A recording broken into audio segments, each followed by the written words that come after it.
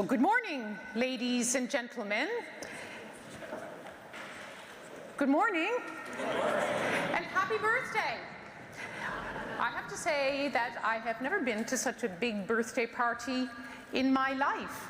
And on top of it, a 70th birthday party for NATO. What a great privilege for all of us to be here. The NATO Secretary General describes this 70-year-old as active, agile, adapting to the future. Wow, not bad for a 70-year-old. You know, they say 70 is the new 40. Hashtag sure. Now, I'm told about half of this audience is actually under the age of 40. Where are you? All the under 40s. Oh la la. 70 is the new 40? You'll find out. But, do you know, others are making other comments, commenting on the mental health of this 70-year-old, saying the 70-year-old is brain dead. And also, others make ageist comments, saying the 70-year-old is obsolete. So what kind of a birthday party will this be? Ladies and gentlemen, please join me in welcoming the man who will set the table for the birthday party, Jens Stoltenberg.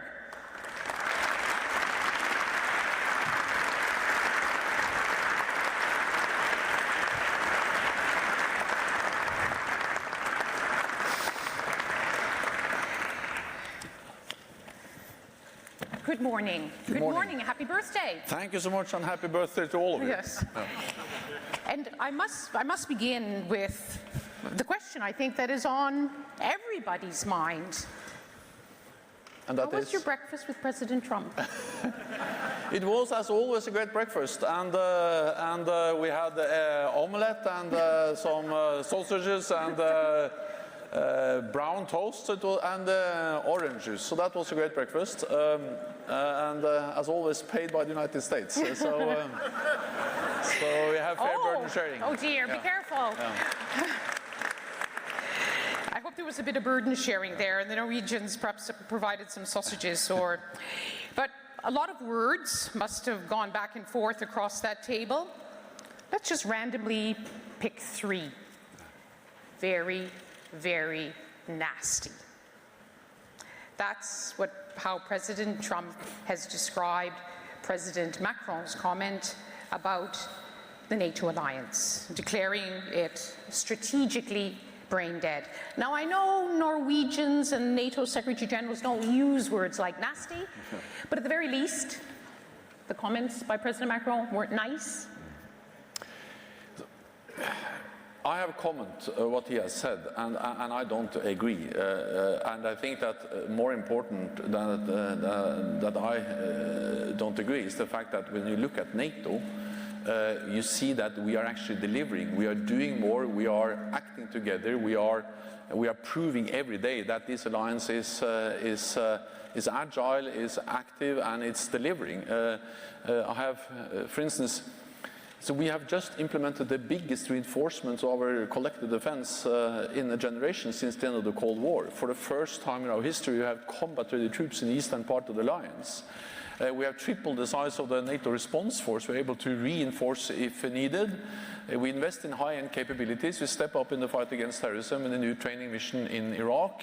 And European allies are investing more in defense. So if you just look at the substance, you can see that this alliance is delivering. Well, some say it's the most successful alliance in history, but there now seems to be some fundamental disagreements about this alliance's future, its mission, and at the very least, to be the NATO Secretary General at this time, the fact that big people are raising big questions in public must be a matter of concern.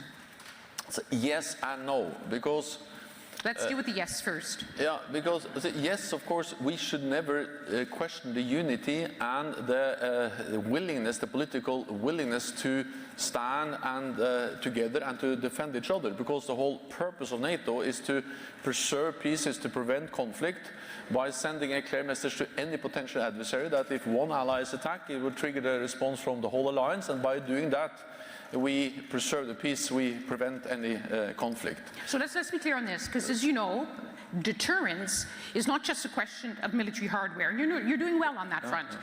It's also a question of perception and political credibility. And therefore, NATO's credibility has been dented by these very public rows about even your founding principle, one for one and one for all, for one and one for all, collective security.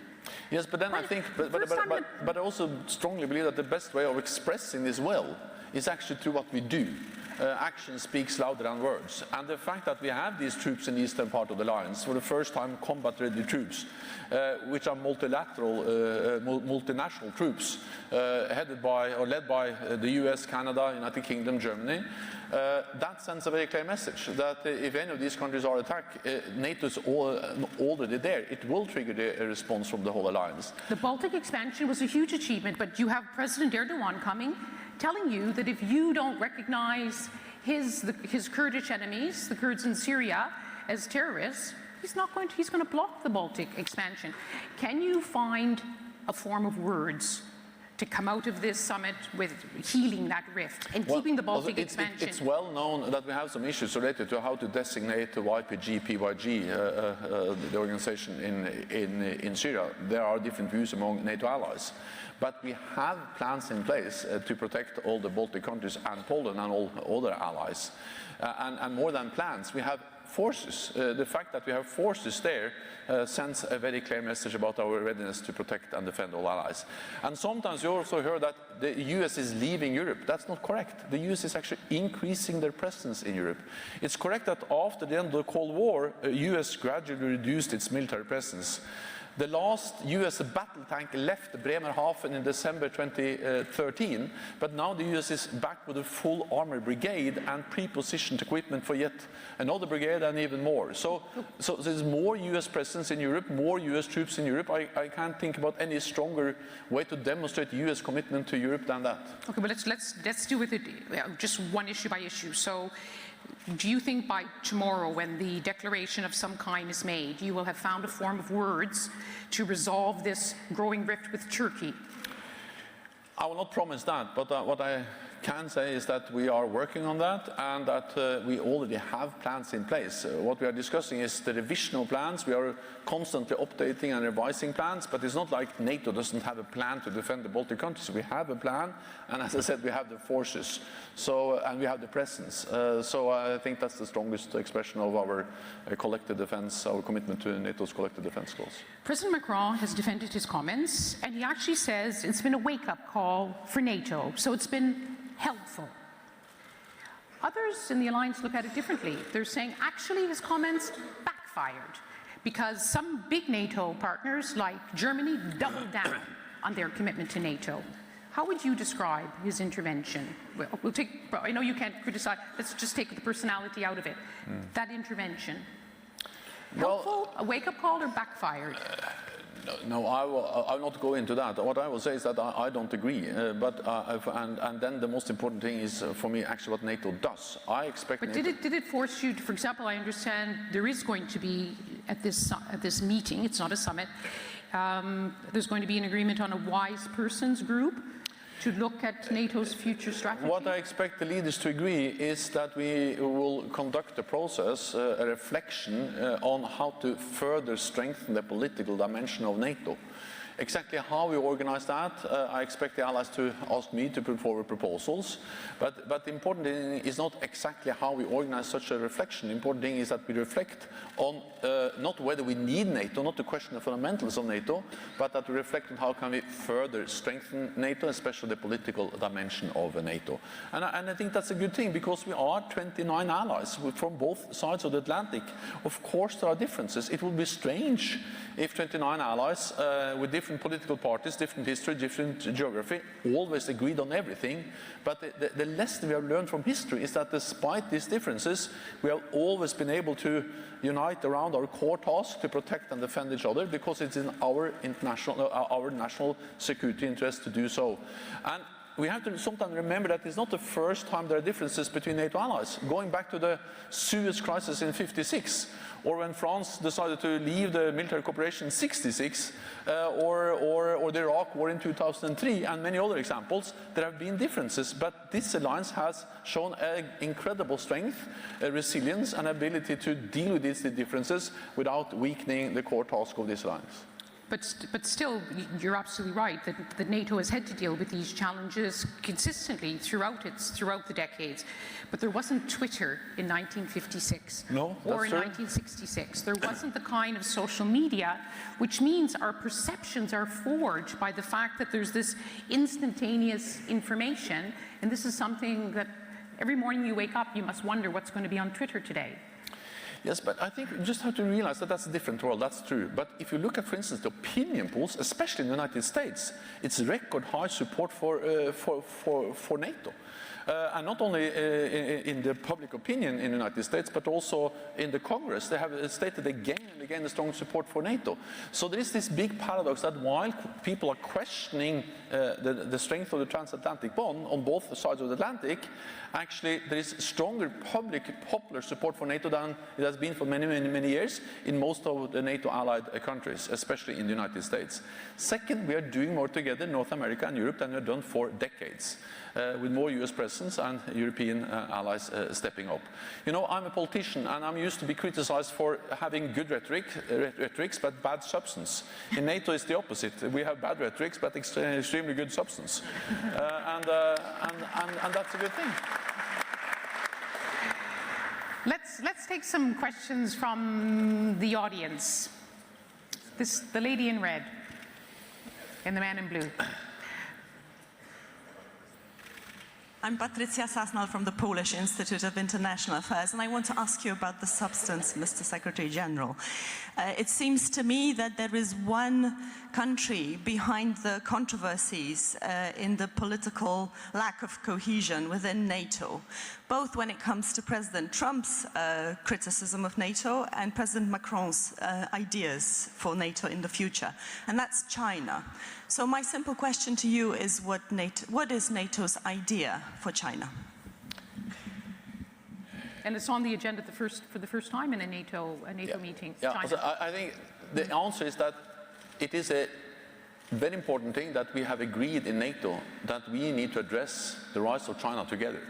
Because until now, China was not on our agenda in a way. We left that to different allies, especially the United States and some other allies which are present in the Pacific, but China was not a NATO issue. But we have now, of course, recognized that the rise of China has security implications for all allies. There are some opportunities, but also some obvious challenges. China has the second largest defense budget in the world. They recently displayed a lot of new modern capabilities, including long-range missiles able to reach the whole of Europe, the United States, hypersonic missiles, gliders, and we also see that this is not about moving NATO into the South China Sea, but it's about taking into account that China is coming closer to us in the Arctic, in Africa, investing heavily in our infrastructure in Europe, in cyberspace. So we just have to understand that this has implications for NATO. And it is for the first time, we have then decided that we need to address this together, and we have work going on in NATO to then develop a common approach to China. Not to create a new adversary, but just to analyze, understand, and then respond in a balanced way to the challenges China poses. And there was a question here. No? Question went away? Then to this gentleman. Solomon Pasi, the Atlantic Club of Bulgaria. One question and one invitation, Secretary General. The question is to follow up on the question on China. Isn't it time not to make a new adversary from China, but to make a new sort of a dialogue, establishing NATO-China Council in the way in which we have NATO-Russia Council? It may work better than the previous one. This was a suggestion which the Atlantic Club of Bulgaria made some 10 years ago, but today I would upgrade it with one idea more. In order to understand the Chinese, we need sort of a technological bridge with Taiwan, which may help us a lot. And the invitation follows.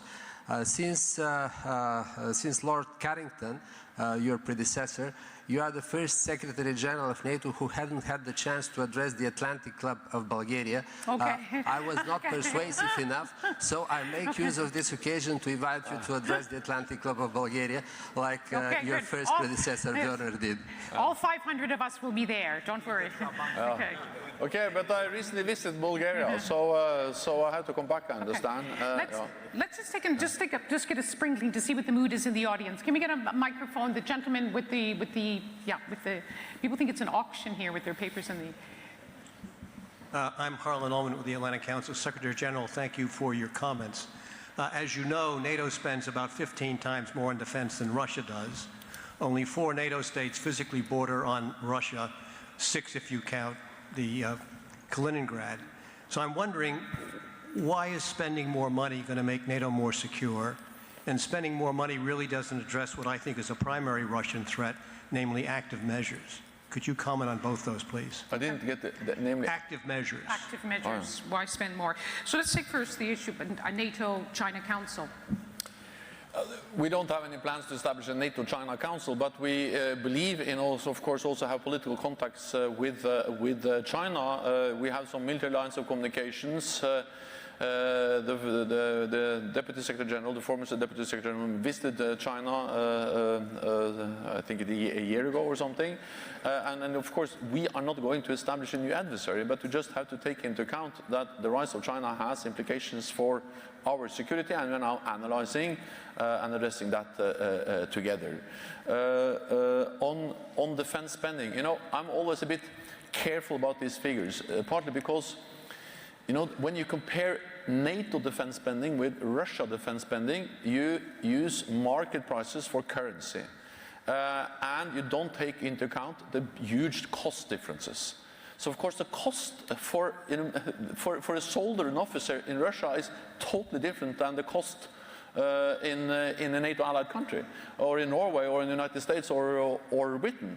So if you try to introduce some kind of purchasing power comparisons, then those figures are totally different.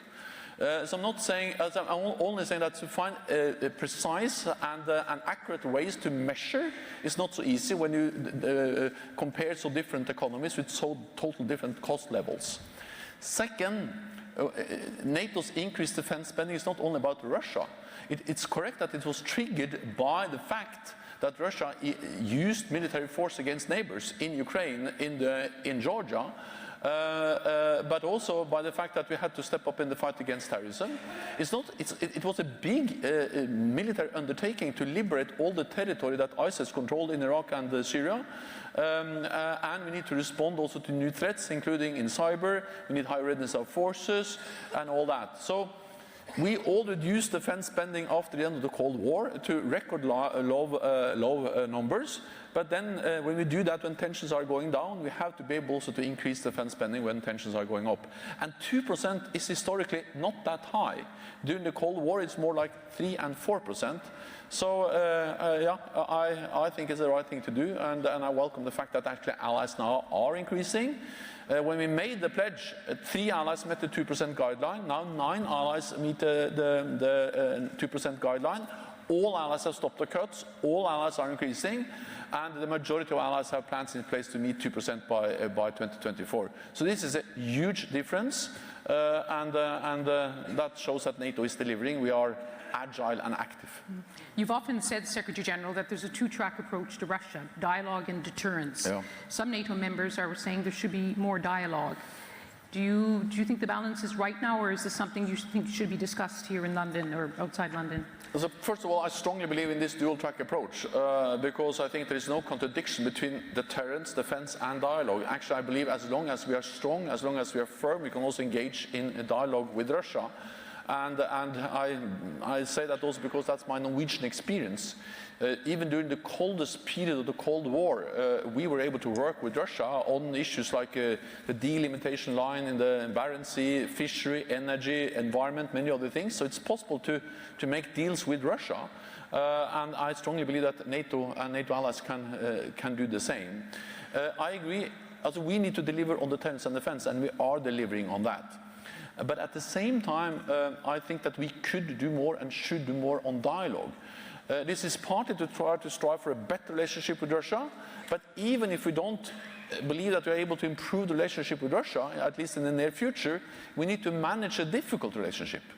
Avoid incidents, accidents, with more military presence, with high tensions. We have to make sure that we have as much transparency and predictability as possible to avoid dangerous situations from occurring. The last thing I will say about dialogue with Russia is arms control. We need to find new ways of addressing arms control. The demise of the INF Treaty is really a serious setback. We need to find, and that was one of the issues we will discuss at the leaders' meeting tomorrow, how to reinvigorate, how to find ways to conduct credible, real arms control, especially in the nuclear domain. Okay. I wonder if there's more under 35s who want to ask a question. There is a woman over there. And there, okay. You're not able to see her because she's... And then there's two women here, and there's the man here. Thank you, I'm 32. Dr. Catherine Wright, lecturer in international politics at Newcastle University. So NATO reaffirmed its commitment to UN Security Council Resolution 1325 and the Women, Peace and Security agenda last year in the revised NATO EPAC policy. I wondered if you could tell us, Secretary General, what is the value of women, peace and security to NATO? Thank you. Okay, do you want to hold that? So there's three. Okay, the man took the microphone. Okay. Hi, good morning. Alessandro Marrone from International Affairs Institute, Rome. As NATO is a political-military alliance, not just a military one, how do you see possible developments in terms of partnership with countries in North Africa and Middle East and effort to stabilize the southern flank of NATO? Thank you. Okay. 1325 for women, peace and security. The women, peace and security is extremely important for NATO, and actually when I was Prime Minister of Norway, Norway actually was the first country to finance a special post, the special representative on women, peace and security, and now this is a permanent position in NATO, because we realize that gender equality is not only the right thing to do, but also the smart thing to do. This is partly about mobilizing women as part of the armed forces in our member states, but also, of course, when we do missions and operations, to make sure that we do everything we can to prevent sexual abuse and other ways of misconduct, partly by our own forces, so they're all trained and in a way also learned how to behave, but not least by reporting when we see examples of misconduct or sexual abuse or bad behavior against women and children. And also when we train the Afghan forces, we train forces elsewhere in the world, Iraqi forces, then women, peace and security is part of that. Okay. And in terms of counterterrorism and cooperation to the south? Yeah. Oh, sorry. Yes. That's of course important. I strongly believe that NATO has to be able to deploy large number of troops in big combat operations to fight terrorism, as we have done, or to address crisis, as we have done in the Balkans and in Afghanistan. We have to be able to do that again. But in the long run, it's better to train local forces. Prevention is better than intervention. So I strongly believe in working with partners and enabling them to stabilize their own country. And therefore we work also with partners in North Africa, especially Tunisia, but also other partners in North Africa, helping them to develop their defense and security institutions, intelligence, special operation forces. Because if we are able to do that, then they will it's more likely they will succeed in stabilizing their own countries, and that's important for them, but of course also important for us. If our neighbors are more stable, we are more secure. Okay. The ladies here. Natia Siskoria, I'm an associate fellow at RUSI. Thank you very much, Mr. Stoltenberg, for your very useful comments, and most importantly, thank you so much for your continuous support to Georgia. Yet we see that almost every single day Russia keeps violating the Georgian sovereignty. So my question to you is how likely it is that countries like Georgia and Ukraine that suffered the most from the Russian occupation may be offered a membership into an alliance in any foreseeable future? Thank you. So NATO decided at the NATO summit in Bucharest in 2008. I was there myself in a different capacity. I remember we decided then that Ukraine and Georgia will become members of NATO. This decision still stands. At the same time, we have not put in place any exact timetable. What we focus on now is how we can help both Georgia and Ukraine moving towards Euro-Atlantic integration, implementing reforms, modernizing the defense and security institutions. And speaking about Georgia, we have more NATO presence in Georgia now than ever before. We have a training center outside Tbilisi. We had a big exercise there. We have political close contacts. I visited, and North Atlantic Council visited Tbilisi not so long ago. We actually also went to Ukraine. So we are working with both Georgia and Ukraine, and I think that there is a lot between full membership and nothing.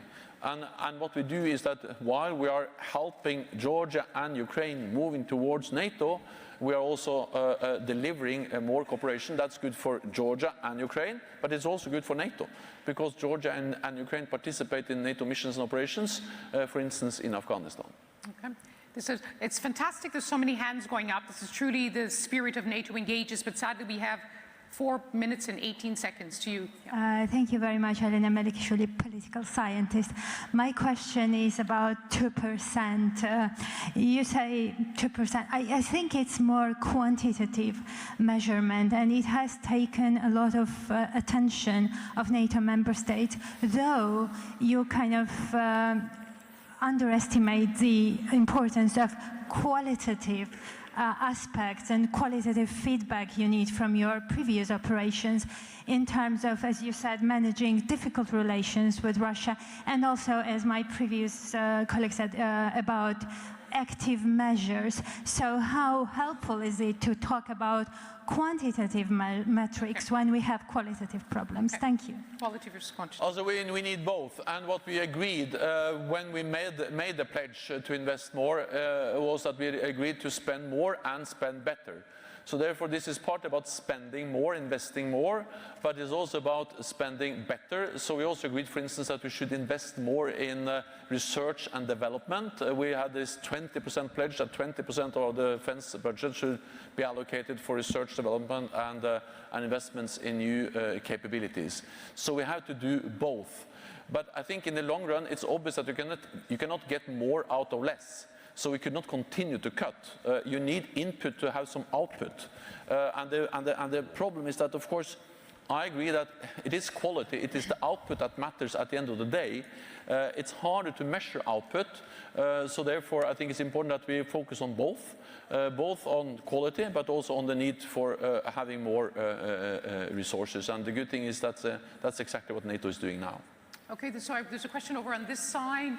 The hand went down. Just this one here, yeah. The woman with her hand up, yeah. I'm really I'm a student sorry. at the University of Sheffield. With regards to emerging security threats, how important do you think the Arctic will be as a setting of increasing tensions with American attempted intervention, perhaps more jokingly with Greenland, but also Russia's involvement with their increased presence there? Question, thank you. Well, the Arctic is the importance of the Arctic is increasing for several reasons. Partly because we see more Russian presence up in the Arctic. We see also China is increasing their presence in the Arctic. They define themselves as a near-Arctic country, trying to be a member of the Arctic Council, and of course the melting of the ice means also that the whole geography is going to change, because it will be easier to have economic activity, sea lines of communications, and so on, also in the Arctic, and also from the Northeast Passage, and actually perhaps also the Northwest Passage. So this is changing the whole importance of the Arctic. Therefore, we also need to make sure that NATO is present in the Arctic. And some of the investments we make in new ships, maritime capabilities, surveillance capabilities, but also aircraft capabilities are relevant for the Arctic. At the same time, I have always been part of this tradition where we used to say that we have the high north and low tensions, and we should at least try to maintain cooperation with all the Arctic states, including Russia, in the Arctic Council and also in the Barents Sea Council. So this, again, we have this balance between military presence but also political cooperation with Russia up in the Arctic. Listen, I'm very sorry, we only have 30 seconds left, and I think let's try to give a message to the Secretary General to bring to these very important meetings of the Alliance. At the 70th birthday, how many of you in this room are in a mood to celebrate the Alliance at 70? Okay, and how many of you are coming to this birthday party, well, a little bit worried that some things have to change? But I would like to change.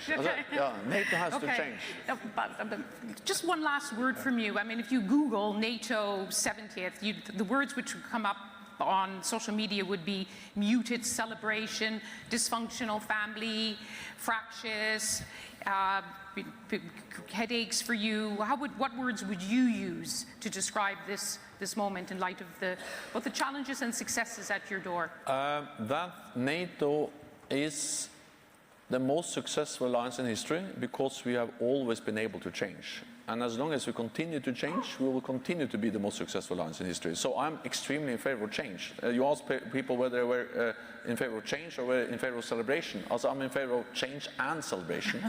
And that's the message.